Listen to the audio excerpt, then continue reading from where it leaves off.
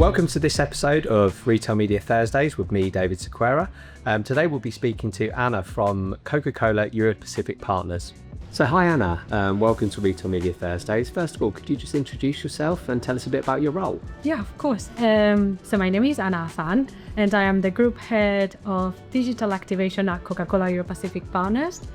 My role at Coca-Cola Europacific Partners, or CCP, is to create the framework, create the look of success for all of our digital touch points, whether they are in-store, in-outlet, or whether they are on-site. So effectively understanding how we want to activate, how we want to take that from and to, and the strategy behind it. Cool. So we always start these Retail Media Thursdays with your peak of the week. So something either like personally or professionally that you've got on your brain or noticed this year. Well, that's an interesting question. So if I think professionally, a few days ago, I was in Paris visiting our French team. And why was it so important to me? Well, being relatively new in role, I've been in this role for around 6 months now. The reason why it was so good is because we went out in trade, and it's really difficult to understand what really resonates with the market or how they operate, or say, for example, what their challenges are or their success stories if you don't go and experience it yourself with them. So going there was eye-opening, very important to me also to understand what I can lift and shift for that look of success or for that strategy that needs to go above market. The team were brilliant. I learned a lot of actions on the back of that market visit. But yeah, all in all, it was my pick of the week, I'd say. Right. And it is really important to spend time with your local teams, especially when you are in this kind of global role, trying to, I guess, build out best practices, etc. So where are we today? Which pub and why did you choose it? Well, so today we are at the Lord Raglan in Wokingham, which is in the county of Berkshire. And the reason why I chose it is because it's quite close to where I live, for sure.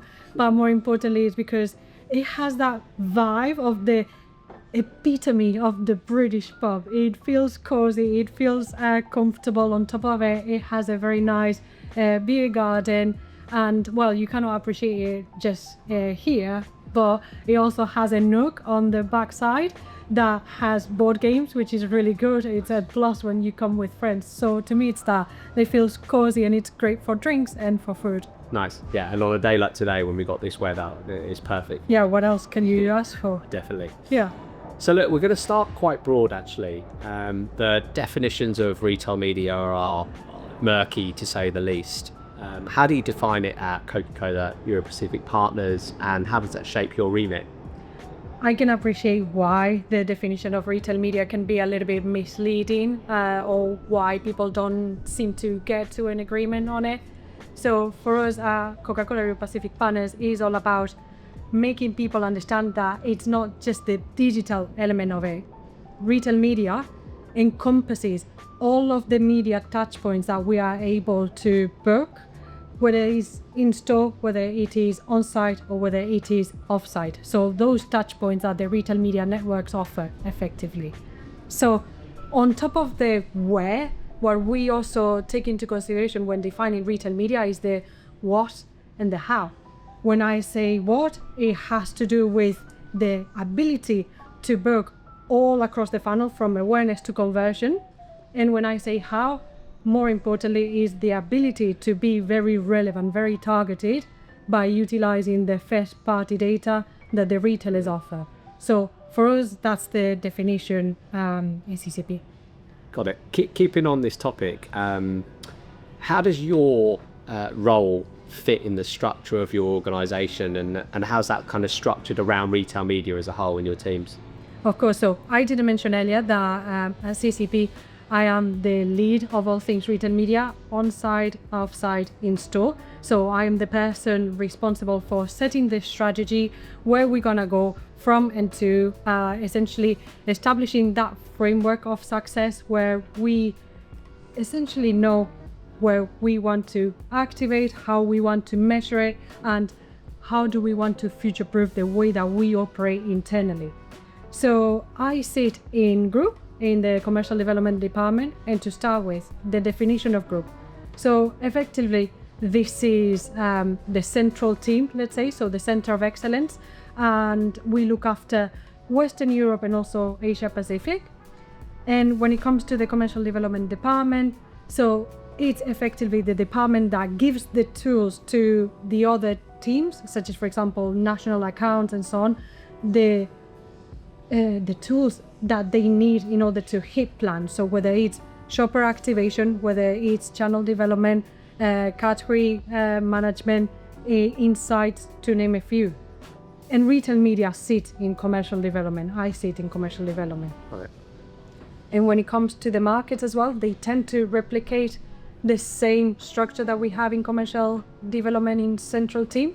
So retail media would effectively sit within commercial development, whether it's in channel activation or whether it's in channel development. So Anna, honing in a little bit on 2025, what are some of the biggest challenges you're grappling with? Well, retail media, of course, is a very, very exciting space, but it comes with its fair share of challenges. So in this sense, there is three main challenges that I can think about right now. First and foremost, it is all about fragmentation. So there is a myriad of retailers, a myriad of retail media networks, and every single one of them are calculating the KPI slightly differently. Every single one of them, of course, have a different attribution window. So from a brand perspective, it's also very difficult to effectively compare apples to apples, have that one view, imagine, within a country, but even more difficult above market across all countries. It's effectively very, very difficult. Sure. So that would be one big challenge for us, without a doubt. Then thinking also about incrementality, because not all the retail media networks are sophisticated enough to tell us or to calculate that incrementality, that incremental return on ad spend or incremental ROAS, right? Why is that? Because there is so many touch points on site, off site, and in store that connecting the dots is effectively very difficult if the retail media networks are not there yet. So from a brand perspective, of course, you want to understand what is the incrementality of that retail media investment. And the third challenge that I see is, of course, what is the percentage of investment that should be going to retail media compared to other levers that we have in the organization. So again, because we've got so many retail media networks being launched, new touch points being added, the brand's budgets don't go up proportionally. So we need the retail media networks to help us understand what is the ideal split, what is the ideal proof point effectively to help us inform the way that we shape up our campaigns and our budgets. What is that percentage that we would need to be devoting to that. Interesting. It kind of brings me on to another question then, that there's a lot of unanswered questions in retail media. Which one's top of your mind then? Well, there's a few of them, to be fair. So for sure, I am going to touch base on, I've mentioned attribution, measurement, yes, that for sure. But it's a question of what is the effect that retail media has from on-site to off-site and vice versa, of course. Because again, we all strive to, activate from an omni-channel perspective, be present in all touch points, yes, without a doubt. But we don't have the functionality or the sophistication in all retail media networks to prove what on-site retail media delivers to, say, for example, in-store sales and the other way around. That's very difficult currently. And the other unanswered question is, what is the ideal fair share of split or media mix, I would say, on-site, in-store and off-site? Why? Because again, what is the ideal percentage investment that you would need to drive your campaign objectives or, for example, your brand objectives?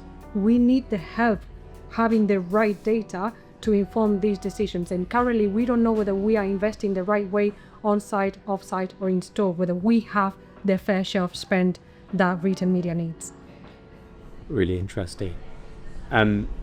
You could talk about this in terms of like there's lots of external in sort of education that's required, but I've seen you speak previously and you talk about the need for internal education around retail media. So I guess how are you tackling that as an organisation and even in your own current role?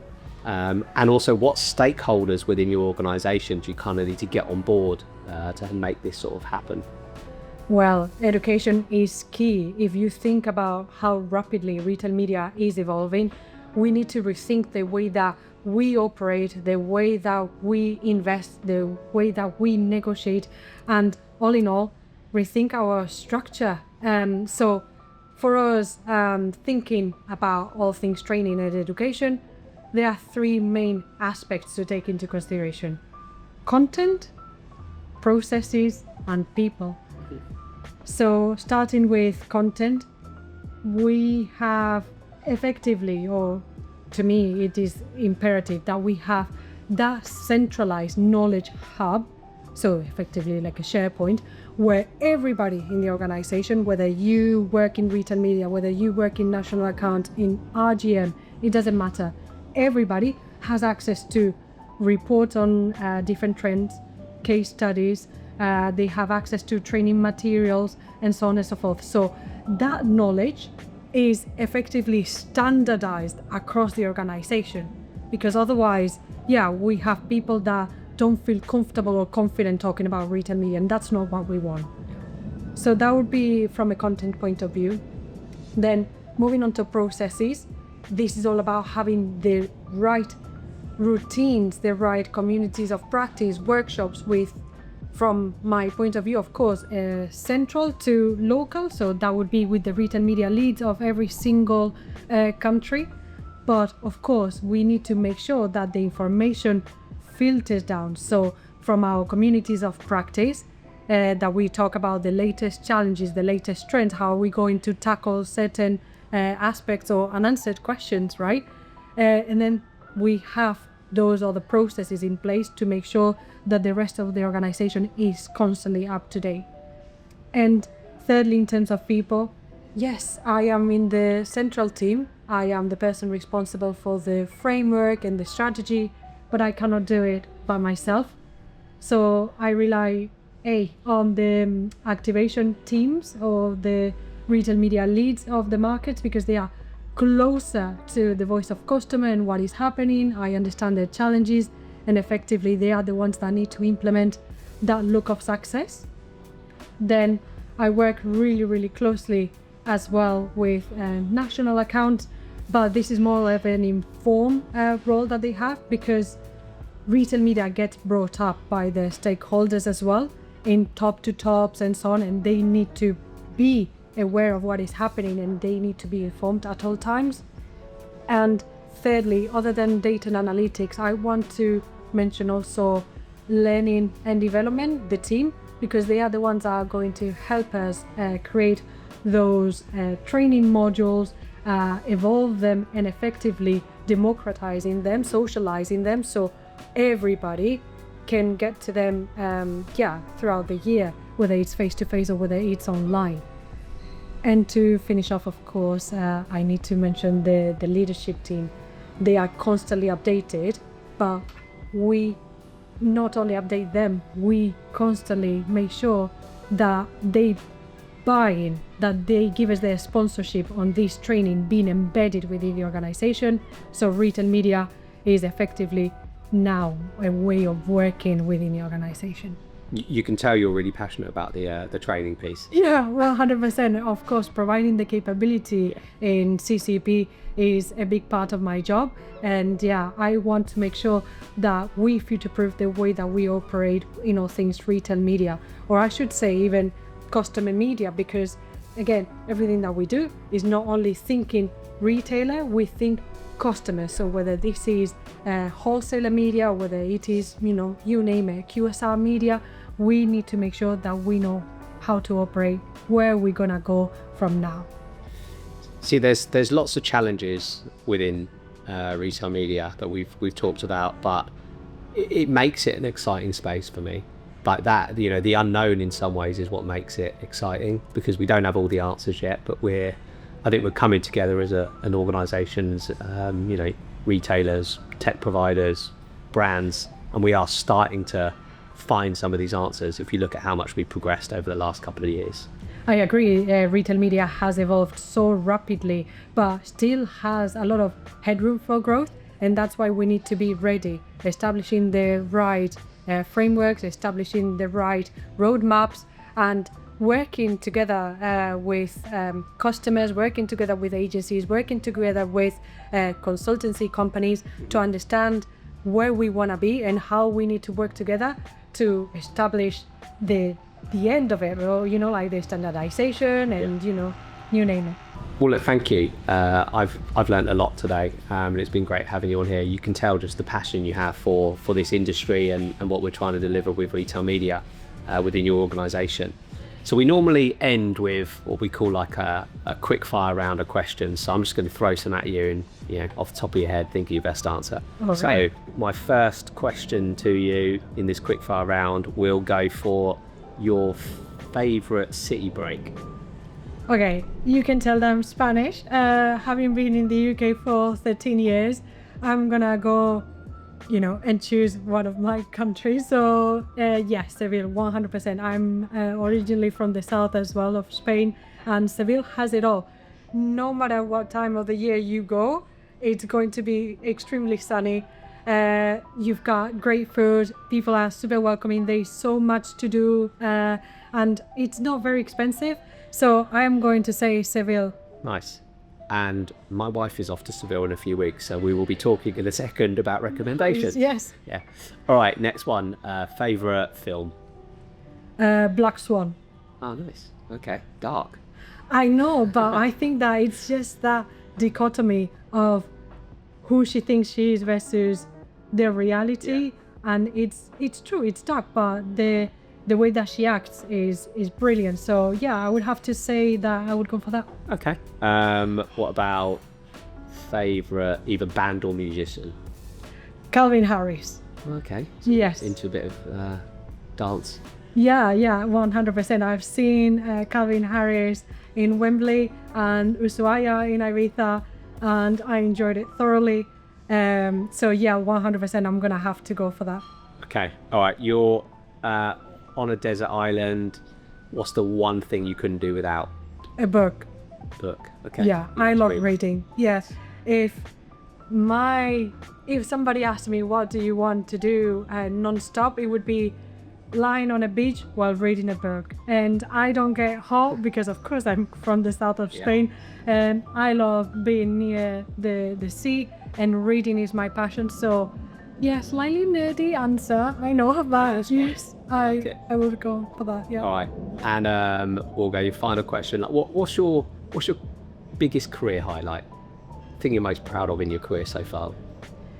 That's a hard one, isn't it? It is really, really hard. I cannot really choose one thing. I'm going to say that all in all, I'm very happy of what I've achieved.